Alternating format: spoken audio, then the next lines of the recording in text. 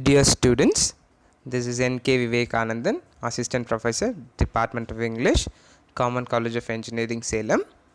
I welcome you all for this video lecture on business letters. What is a business letter? You must have come across different types of letters starting from your school days. Generally, letters can be classified into formal and informal.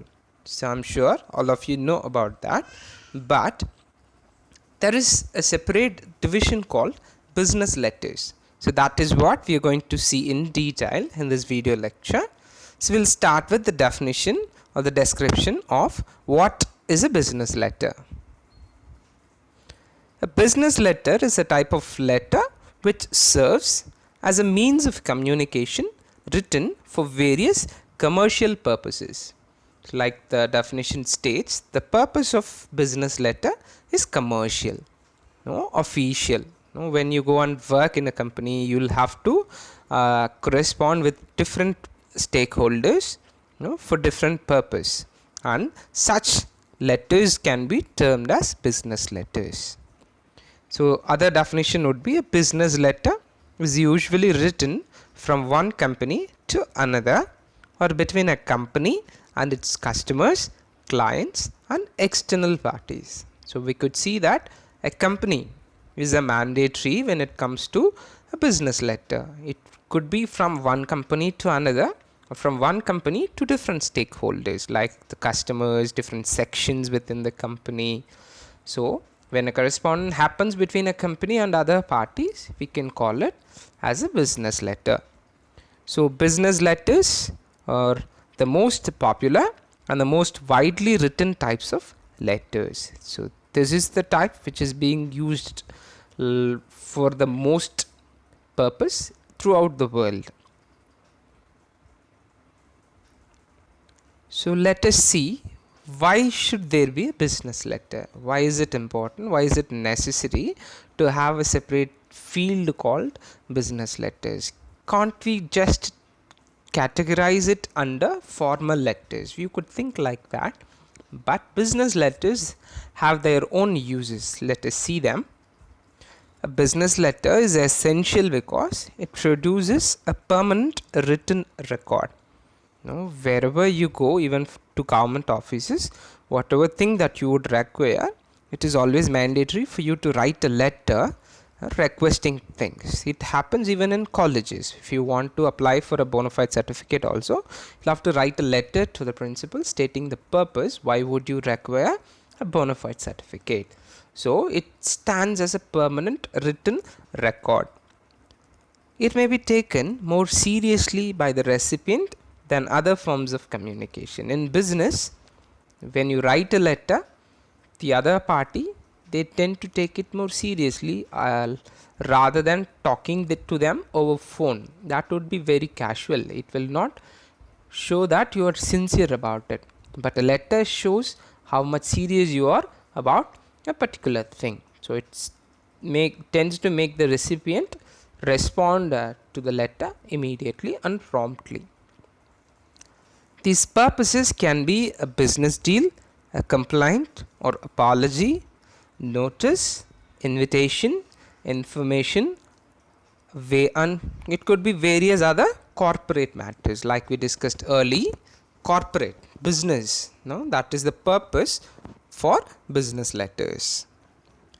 Business letter are the oldest form of official correspondence. Ever since people started writing letters, business letters has always been there, and it is the most widely used form of communication. A business letter is also termed as official correspondence letter.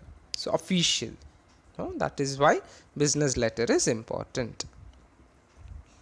So like how we divided letters into formal and informal, you can divide business letters also into categories. Let us see what are they.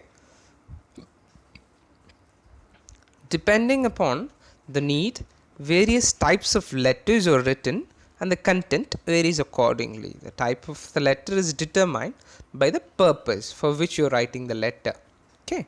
A slight change in length and format may exist, that is meager. Generally, all business letters are same depending upon the subject. The length and content might vary and they are negligible, very minimal. Other than that, a general format is there for a business letter. So you can categorize business letters into two types: the usuals, formal business letters, and informal business letters. So let us see what are they. Formal business letter. These letters are the typical or standard business letters meant for legal or official correspondence. When the term business letter is uttered, what comes to your mind is this formal business letter. Okay. So these include letters regarding business deals, orders, claim, dispute, settlement or sales report, and other official matters.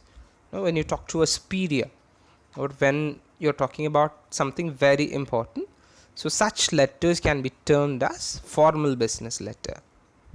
So what is informal business letter? Informal business letter has a laid back approach. You can be relaxed when you write an informal business letter. It's used for casual correspondence but doesn't necessarily has to have a casual tone of language. The purpose is not strictly official. It's casual, but you'll have to be careful not to use a casual tone when you write an informal business letter. So these letters include memorandum, appraisals, interview thanks, reference letter, cover letter, customer complaint letter, email, and which are very less important or not being used regularly.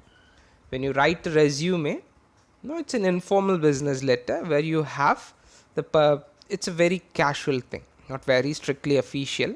And when you send an interview thanks after completing your interview, you get back and send a letter thanking the interviewer for considering you for this post. So this is where the subject matter is casual. So such letters are called informal business letters. So let us see what are the various parts and how you are supposed to write them. Parts of business letter. So the business letter, like most of the letters, it too has a layout which includes various divided parts. It has got different sections. So what are they? Let us see. So it starts with the letterhead, then is the date, then is the recipient, then comes the salutation, subject, body of the letter, subscription or closing, signature, and enclosure. So let us discuss them section wise. So letterhead for a company. What is the letterhead? A letterhead is the topmost heading printed on letter papers. The heading consists of name, address, generally followed by the logo of the company. If you visit a doctor, the prescription that the doctor gives, it usually has their name, the clinic's name, the contact number, everything is printed on the prescription. Similarly, in a company, their letter heads is called, that is where you can find the name, the logo, organization's detail, email address, contact numbers, everything will be printed on the top side of the letter. That is called the letterhead. Most professional firms have their own pre-designed letterhead, pre-printed letterhead, add to the repute of the company. That is, a company can afford to use some extra ink. When your company has its own letterhead, it means that you are serious about it. You have like time and resources to spend on beautifying your company's reputation. However, smaller firms may not have it. Such companies are also there which may not be able to afford the cost to have a separate logo or letterhead. They use their name and address instead of the letterhead. They'll just write it on the top of the letter or type it out instead of having a pre-designed letterhead. Next is the date. The date is to be written below the letterhead, to the top right corner. The date is an important part of a letter because It is used for reference. When did it come? Where you'll also quote it. The letter dated so and so. In that I have mentioned like this, and I got a reply on this date. That is how you'll be sending further follow-up letters with reference to the previous date. So how to write a date? You'll have to write it in full form. Example, 29th September 2000. So that is how the dates ought to be written, not like how you do in your class, 29.10.2020. No, it should not be written like that. It should be written in, the month should be written in full form.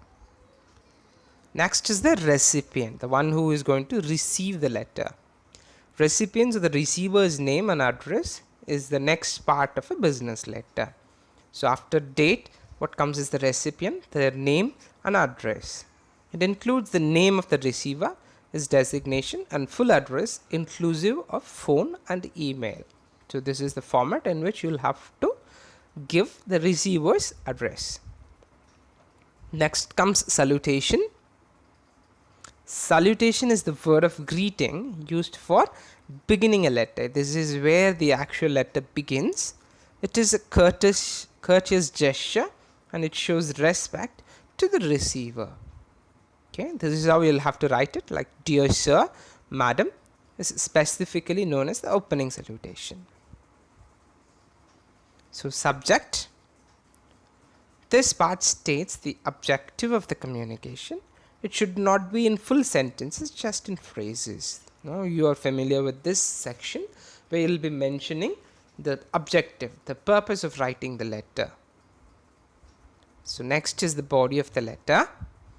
Content is the main part of the letter, because this is where you'll be mentioning. They'll be looking at, first they'll be looking at the subject in order to know what you want to say. Only then they'll get an idea and get into the content of the letter. Is the main part of the letter. The message of the letter is to be mentioned in the first line itself. Why you're writing, that should be there in the first part. The body can be ideally divided into 3 to 4 paragraphs. Depending upon the subject which you're going to discuss, you can divide it into 3 or 4 paragraphs. If there are instructions, they are to be numerically listed in separate lines. If you're going to give some instructions, you'll have to order them numerically, 1, first, second, third. Okay. The last paragraph should sum up the whole content. What was being explained or being expressed throughout is to be summed up in the last paragraph. Next is the subscription or closing.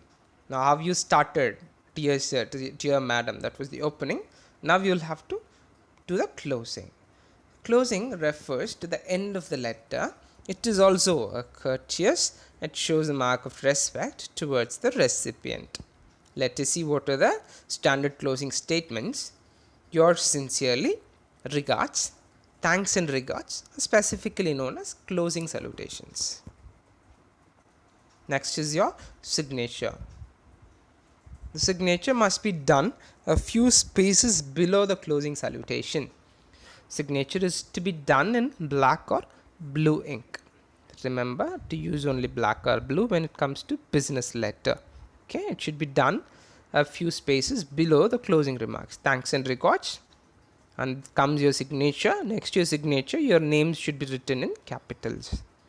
Sender's name, title and contact information, if not in the letterhead, can be included here in separate lines. If everything is there already pre-printed in your letterhead, you don't have to mention everything. Else you'll have to write the sender's name, designation, the qualification, everything is to be mentioned separately. If you have digital signature, even that could be affixed when it is to be done as through email. If it is to be done and sent separately in post, you can sign. Okay, next comes the part called enclosure. It states what are the other things you have attached with the letter. If there are any attached documents, they must be mentioned in the enclosure section. It should be done a few lines after the sender information. A few lines after the sender information is where you can find this particular section called enclosure. So this is our example. Enclosure Next comes number of documents you're going to enclose with it. So here it says enclosure 2, which means you are going to enclose 2 things in it. And what are they? It's a brochure and a resume. So enclosure shows, it gives the receiver an idea that the letter is not over and they'll have to look for more attachments. So students, hope the video was helpful. Happy learning. Best wishes for your examinations. Thank you.